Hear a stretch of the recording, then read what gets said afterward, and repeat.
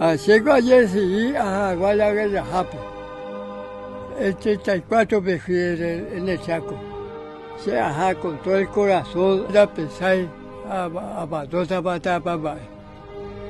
Si no sé, a veces tengo el derecho, se saco, la saco.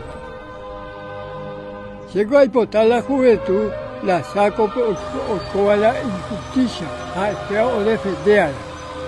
Lo está matando. Este 12 de julio, necesitamos nuestro bosque. Luchemos por la paz. Sé como veterano en la guerra del Chaco. Declaro la Segunda Guerra del Chaco.